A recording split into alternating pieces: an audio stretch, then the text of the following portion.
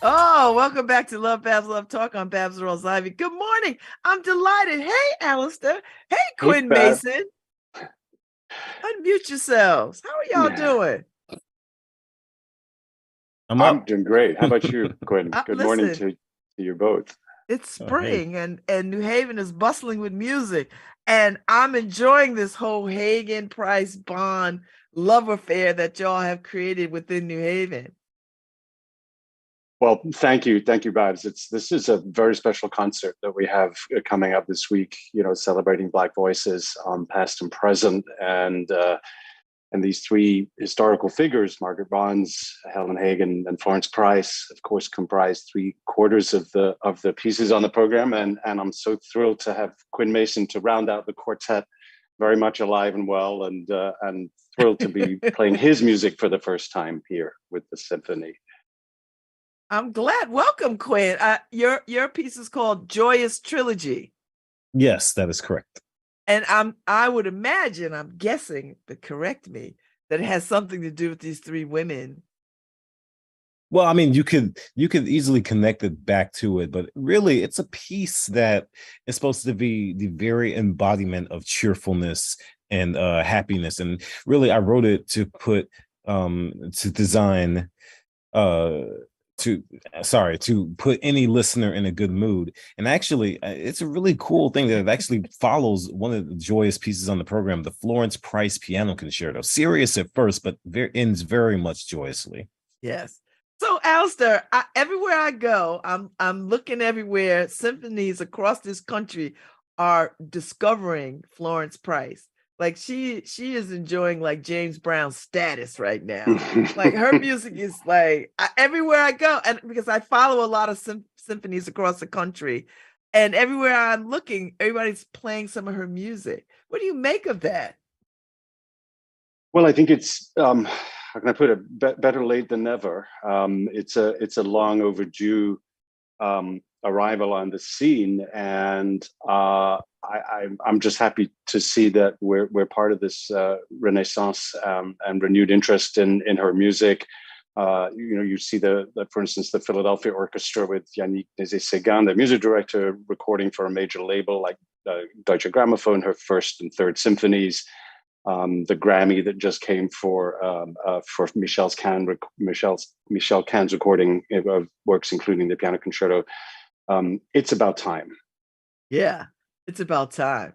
So I love the fact that you have these three women, these three Black women composers that have a distinctive, unique relationship to New Haven, right? Like they are New Haven people, like they are rooted in the New Haven history. Well, certainly Helen Hagen was, as the first, to our knowledge, the first known Black woman graduate from Yale University. And the link that it appears that she performed this very piano concerto with the New Haven Symphony in 1912. Wow. There's also a wonderful, which we can talk about in a second, but there's also the great link between Margaret Bonds and Florence Price, because Margaret Bonds studied with Florence Price. And so there's the total link between the two of them as well. So there's just a nice confluence of circumstances surrounding this music. Hmm. So Quinn, as a young composer, you know, because I don't think we think of composers as being as young as you are of this kind of music. So what does that make you think about as you are creating music? Do you concern yourself with your age and where you fit in with the rest of, you know, historical figures? Do you think about that kind of juxtaposition? No, it's quite fascinating. When people read my bio, they don't believe that I'm as old as I say it, as it says on the program. I'm 27 years old, but most of the stuff on my resume makes it look like I've been doing it for 40 years. And whenever I visit an orchestra or whenever I conduct and stand in front of people that are older than me, really that whole age thing just goes out the window, because it's really my goal that I let my music speak for myself, and that that I put the best possible product out there, so that people don't concern themselves with that. Because really, I don't, even though I'm very young, I don't really like people to think of me in terms of like age, but just like is the music good or not? Is my concern. Mm-hmm. I Mhm. like that. I like that. Mm. So, Alistair, when you were pulling this together and you're thinking about what music should go with what music from these three women, and then I heard Quinn talk about his piece is very deliberately joyous. Was joyous the thought? Was that the beginning of what you pulled together to make this whole concert work? That's such a good question. I wish I could remember the answer of just what led what to make it all together. I will say I'm very, very happy with the overall tone and message of the program. Certainly Quinn's piece was something that when I came across it for the first time, it made me think this is a piece that I can end the season with. It's not just, this isn't just another normal concert of New Haven Symphony. This is the end of the season. So there's a sort of pride of place at what you want to say at the beginning of a year and at the end of the year. And I thought it would make a really nice set of bookends. As you remember, we started the season with Joel Thompson's To Awaken the Sleeper, and then to celebrate the end of the season with Quinn's piece. And I will say, by the way, parenthetically, that I had a fantastic lunch a couple of days ago with Quinn and Joel, who was in town, and the two I saw the picture. Them, yeah, you saw the picture. And so this was a meeting of the minds. I was actually there where Joel and Quinn met for the first time, and that was so special, wasn't it, Quinn? Oh, it was a great time. Yeah, I got to hear Alistair speak French, and it was really cool. So where did y'all go? Were y'all in New Haven? Where were you? We were at the Choupette, the crepe place on Whitney, which is owned by a French guy from Paris. And so I'm shameless in just try to practice my French whenever I'm there and just have a few words with him, which was fun. So what was the conversation like between y'all? Were you talking music? What were you talking? Yeah, for the most part, Alistair, would you say? Yeah, I think we discovered yet again, as if any further proof were needed, what an incredibly small world it was, and that each of the three of us brought different connections and friendships and collegial relationships, and we had those in common. Mm-hmm. I will tell you, I have been quite moved by the way that you all have built. The New Haven Symphony Orchestra has built a real bridge to community, particularly with these three women composers over the last few days. I mean, you started with something on May 2nd, and then it moved to Bloom, and then it moved to Dixwell Congregate. Like you've really made a community. You really made this a community effort. Like you really put this squarely in the community's front yard to sort of hear this music and embrace this music. Was how intentional? I'm sure it was intentional, but I don't know. I've never seen that done before. Well, all credit to the staff and the administration of the orchestra for spearheading those efforts. That's squarely on their shoulders, and I'm so grateful to Elaine and Katie and Caitlin and all of the people that have reached out beyond the walls of our offices to make this a celebration in the community at large. I'm very grateful to them for doing that. So I'm excited about this concert, but and we'll come back to talking about these three extraordinary women. But then you've got June coming up with the Arts and Ideas, and you've got the incomparable Angelique Kidjo singing with the orchestra, which is just mind blowing. What's that like?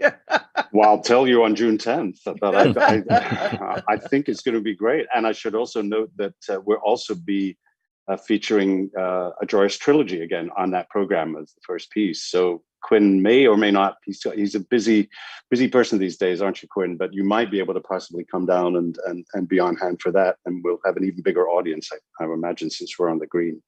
Oh yeah, I'll be in Hartford at that time.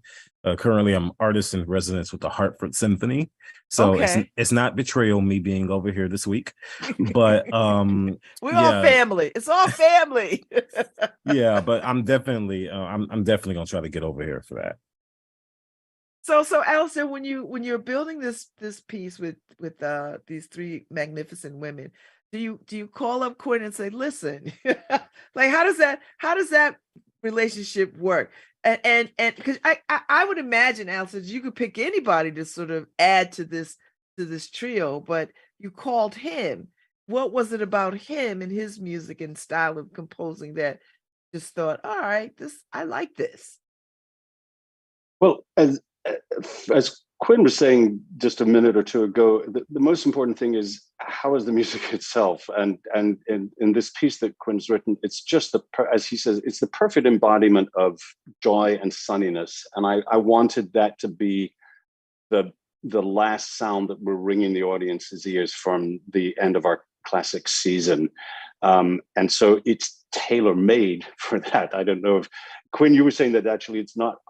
Mostly it's done as an opener, right? But this is one of the first times you're seeing the piece done as a closer. I hope you think it works. I think it feels like it does. Oh, it ends with a bang. I think it's perfect as a closer. Mm. And so, go ahead, Alistair. No, please, Babz. I love this idea of joy because there's so much heartbreak, right, around the world, in this country, in community. I mean, we are up to 199 mass shootings in this country, and more to come, I'm certain. And it's hard. We're hard pressed to find some joy in things. So, how important is it to deliberately say we're gonna be joyful? Either one of you could talk. Quinn, go for it. Well, it's quite interesting as a composer, especially, writing music now in this time, what figuring out what I want to write about and what I want to communicate to different audiences, different orchestras, because I mostly specialize in writing for the orchestra. And so A Joyous Trilogy is now about 3 years old. It was actually premiered in February of 2020, right before the pandemic. But I find that a lot of orchestras are playing it nowadays on these programs where we're celebrating almost, we're coming out of the pandemic and we're starting to go towards hopefully better times and things like that. But, during the pandemic, I was writing all of this kind of introspective, almost depressing music. And to hear and see Joyous Trilogy being done in so many different places and bringing joy to so many different orchestras, conductors, audience members, it really does me proud. So Alistair, when we think about these three amazing women who were composing at I imagine had to be a most difficult time in this country, and they still managed to create this beautiful work. What do you want us to know about when we listen to this music? How the context of time and place and framework? How should we be thinking about that? Well, I think you put your finger on it, that it's really important to understand this in a historical context. Let's talk about Helen Hagen for a minute. She wrote this piano concerto when I believe she was 19 years old, which is astonishingly young to be able to deal with a complex form. Now, as we know, that unfortunately the only movement that survived of the original three movements is the first movement, but it can stand on its own because it has a progression that ends big triumphant ending as if it were actually the ending of a whole concerto, although there were two movements that would have originally followed it. But all of this was taking place when she was quietly blazing a trail at Yale University as a very young woman, and then she would go on to move to Paris and then to serve during the First World War, entertaining the troops. It's part of a larger life story, but it was at the beginning.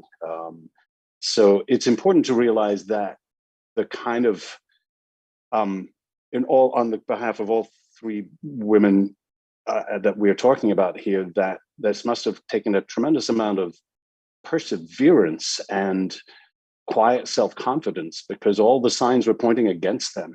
People saying, no, you can't or shouldn't be doing this. And their act of, it's almost an act of, I don't want to say defiance, but of just of proving things wrong. It's like, no, I have a voice. I am going to express it. And it's great to be able to bring those thoughts alive the way that they should be. These pieces are never written, they're never intended to be sitting in pieces of paper in libraries. They're intended to be brought to life. And then so bringing these women's voices to life is a real honor. And I think that's the message I'd like people to take away with them. These are women that strove and persevered against considerable odds to practice their craft and to make their voice heard, and we're just helping it out.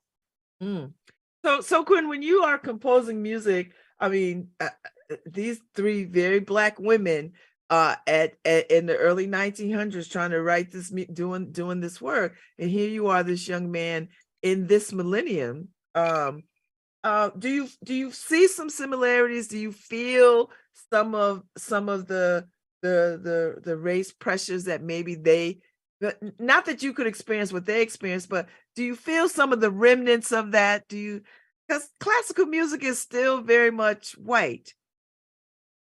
White. Yeah. Mm-hmm. I would have to say that things are taking a dramatic turn for the better, and it's surprising that it's actually quite recent that things are taking quite a turn for the better. I would have to say in the last 5 years, we're starting to see more minority composers, more underrepresented, I should say, on the programs. And, like Florence Price Renaissance began a little over 5 to 6 years ago, and now we're starting to see her everywhere. But, thanks to the perseverance of those three fabulous women composers and other composers like William Dawson, who, New Haven Symphony played his Negro Folk Symphony a few weeks ago, I think, and also the amazing William Grant Still, who is, known as the Dean of African American composers. They also blazed a trail to make room for composers like myself in the 21st century to be able to find a place in the concert hall. And now, as I'm beginning to build my career, I'm still at the beginning. I know I've done all this stuff, but I'm still on the way up. I find it that I feel that it's the time to build on the lineage they have left for us, I would have to say. Mm-hmm. And so what inspires you, Quinn, when you compose? Like, where do you take your inspiration from? All sorts of sources. I mean, I like to read a lot, so sometimes I find my inspiration in like literature, like poetry and things like that, sometimes novels. But I also like to write about things that I think deeply about. Sometimes I think that I spend too much time thinking deeply about things. And so I've written pieces about time travel. I've written pieces about human emotion. I've written pieces about renewal and rebirth and things like that. And it's stuff that, is near and dear to me.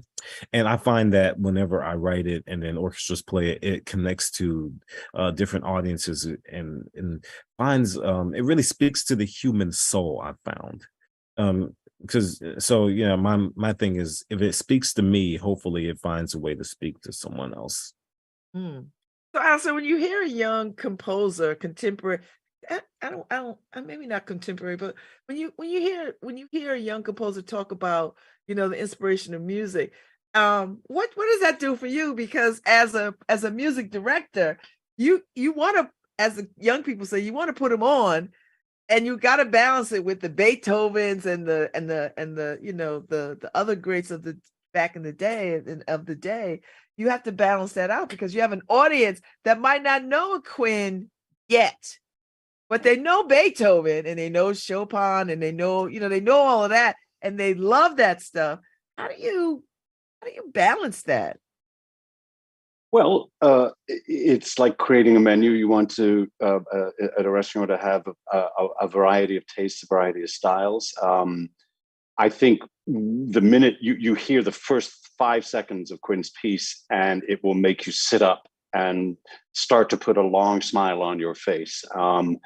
And just hearing Quinn talk about what his artistic priorities are and everything just makes me very, very happy to see somebody that thinks very deeply and creatively, but also his mode of expression is so genuine and direct, and has a sort of a direct line to what I think audiences love to listen for, without in any way pandering or making it I don't know, artificially palatable. I mean, it works so beautifully from every point of view.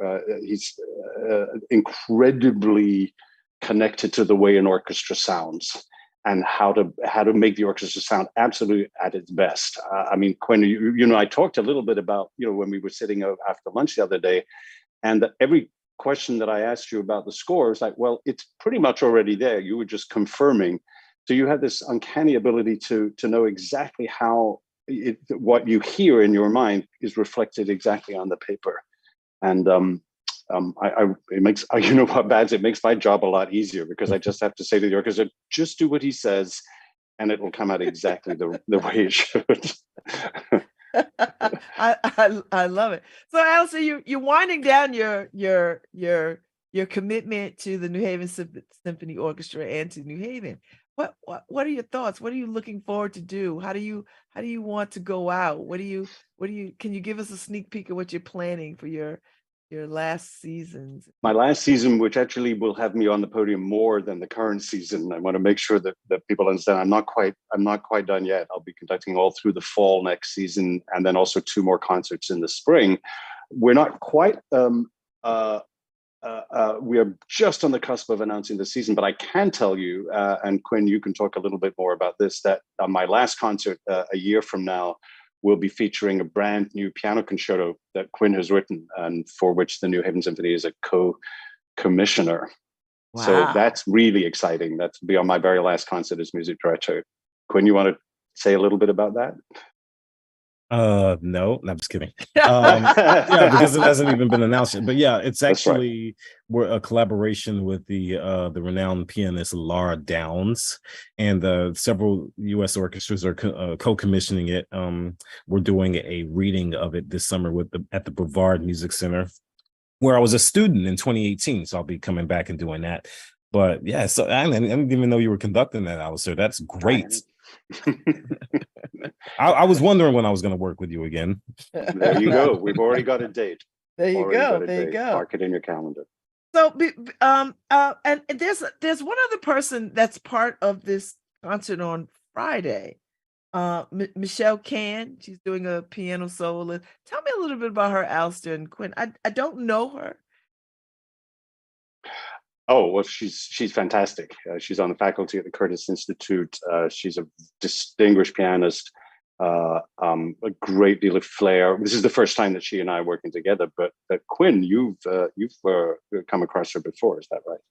Oh, funny story about that. So the last time I met Michelle Can was last season, and it was at the South Bend Symphony Orchestra. She's doing the Florence Price Piano Concerto on this concert. Last time I saw her, she did the Florence Price Piano Concerto on that concert with My Joyous Trilogy being played. And the conductor's name there is also Alistair, but it's Alistair Willis. So different Alistair, same piece. I'm a little confused by this even, and I'm not quite sure what to think about it. But where these coincidences happen. So somehow or other, these 2 pieces seem to be, I don't know if they're joined at the hip, but they certainly make a perfect complement to one another, and that's the second half of the program. I love it. So the concert is Friday night at the Lyman. How's that relationship? How are you feeling working at the Lyman? How's that feel? We've been so grateful to SCSU for giving us our home this year, and I'm really happy that we've been doing all of these ancillary events surrounding the program. We're hoping that we'll get a good contingent from SCSU coming to this concert. So yeah, been very, very grateful to the university for hosting us. Mm. And do you feel like people are tuning more into classical music than you've seen in years past? I mean, does it feel like it's like there's a new audience rediscovering classical music? Do you feel like that, or do you think we're at the beginning of reconnecting people to this? That's a gosh, I wish I had a definitive answer to that question. I think more the latter. I think we're still emerging from the pandemic. I think the ripple effect is going on, and I'm not quite sure how it ends or where it ends or if it ends. The landscape for me is still very, very fluid, and there's just not enough hard data to know where people's lives are these days. I don't know. That's just my unsure perspective. Quinn, what do you think? What has it looked from where you're standing? I think now the pandemic, we're coming out of it. I think the hunger for live music is even more intense than it was before the pandemic. I mean, we got people coming out to the concert hall now, slowly but surely. And now I'm starting to see sold out concerts again. But now it makes, I would have to say, like, being without live music for so long makes people really appreciate what they have and what they missed out on. You know, some people just are just so happy that live music is back and not having to listen to. And I'm not joking when I say this. I mean, I had during the pandemic, I had several world premieres over Zoom. It was that the hunger was that intense. But now that it's back, people are, well, there's nothing like the experience, and we're realizing that. Mm, mm. So, Alistair, I did go to all three concerts of the folks who are looking to be in the big chair that you occupy now at the New Haven Symphony Orchestra, and I was quite impressed at the quality of the talent that showed up and showed out, presenting their talents to us. And I don't know if you get to see any of that or hear about any of that, but you would be quite proud of the folks that showed up. Well, that's great. I've been very careful to make sure that I'm in no way connected to the decision-making process. I don't want anybody to think that I have my thumb on the scale. Process is really important because that affects the outcome to whoever follows me in the position. And I want to make sure that I'm doing everything I can to, number one, stay out of the way until that decision is made. And then I will be available to my successor to help in any way that they may choose to ask for. Or not. But I haven't been around for any of that for the reasons that I just mentioned. Well, it was a great show of talent. I will say that. I've been to all the concerts, and it's a tough choice. No one can follow you. I will no, that's not true. Definitively say that. But somebody will emerge. and there's a good crop of talent. So people should be very pleased at the folks that showed up and gave their talents to us. That was amazing. So Quinn, when you think about your future, when you think about moving forward, I don't know how far in advance that you could think about your future, but what is the dream for you? Dream. Well, I have a lot of dreams. And there's some I'm still, working towards. Including working on my conducting. It's quite interesting week I've had here in New Haven, including at a rehearsal, I think now 2 days ago, Maestro Neil actually wanted to listen in the hall to my piece to see how it sounded. So he actually said, come conduct your piece with the New Haven Symphony. And the orchestra was fantastic, and they really they're no joke here. They really can play very, very well. So that was fun. But I'm looking on expanding on that skill quite a lot, because I have some guest conducting next season. But this summer, actually, I'll be spending at the Eastern Music Festival. I'm going to be studying conducting with Gerard Schwartz. Good. I'm still going to be composing though. I mean, I have deadlines and stuff. So and I wanted to say that I knew when I asked Quinn to conduct his piece, I was putting the orchestra in safe hands, because I saw Quinn on YouTube conduct this very piece, and I was doubly blown away, not just by the piece, but Quinn as a composer, but also as a conductor. He's not just a composer that happens to be able to conduct. And I'm really going to be following, Quinn, your conducting career with great interest as well, because I think that's as you were just saying, that's something that's ahead of you, and I'm really excited to see the future for you in both of those regards, as composer and conductor. Thank you. So, Alistair, have you and your husband found a place to live yet? And Yes, we have. that's the news I really want to know. Now the really important stuff. Yes, we found a great place in the center of Paris last month. And I love that. Yeah, we're not too far, reasonably close, about 12 minutes walk from the Opera House, and it's a cool neighborhood, and we've got this like old 1870 building that we're in, and but it does have an elevator, thank God. Thank God. Yeah, so it's all good, and we're going to be sort of transitioning the move in around the beginning of September. But I'll be coming back and forward regularly throughout the parts of the season next year from Paris to New Haven. So It's all good. Thank you for asking. Oh no, because listen, Paris is one of my favorite places, and hopefully when I pop over, I'd like to at least see you for cocktails or something. Absolutely. I think that there's a croissant with your name on it. Yes. I know all the vegan patisseries, so they got them there. Yeah. And Quinn, you too. You've got to get yourself over to Paris. I gotta get a passport first. Oh, come on, Yeah, Quinn. I know. When you get off this Zoom, you go get a pass. You go start that application process. I'm working on it. Because we're going to be in Paris and you won't be, and we want you to be in Paris with us. No, let's make it happen. We can all go to concerts and hear good music. So I so appreciate you, Alistair, for coming on. And I so appreciate meeting you, Quinn. I'm so looking forward to this concert tomorrow. Like, I am truly looking forward to it, because I think this is such a wonderful, it's just so good to see Black women composers centered in this way. I can't tell you what that means. And I'm no musician, but I am just grateful that these women are getting their due. And it's a long overdue due. So thank y'all. Indeed. Our pleasure. Nice to see y'all. Thanks for having us. So I will see you, Alistair, before you go lots and lots and lots of times. And, yes. And Quinn, I'm going to be following along with you because I am interested in your career too. So thank you. And maybe you'll come back when you're launching other things. So thank y'all. Oh, no doubt I'll be back. Yes, you will be back. Thank y'all so much. I will see you tomorrow night. Take care. Bye. Bye. Thank you. Thank Bye. you, New Haven Symphony Orchestra, for coordinating this whole conversation. I appreciate y'all. And I will see y'all soon. Great. Goodbye. Ciao. Goodbye. Bye. Goodbye. Paul, Harry, thank you so much. I'll see you later, Harry, tomorrow. And y'all be safe out there. And go over to the nhso.org and get your tickets for tomorrow's concert. And don't forget Audra McDonald on Monday. Oh my God. Don't miss that, because you will be very, very sad. I'll see y'all.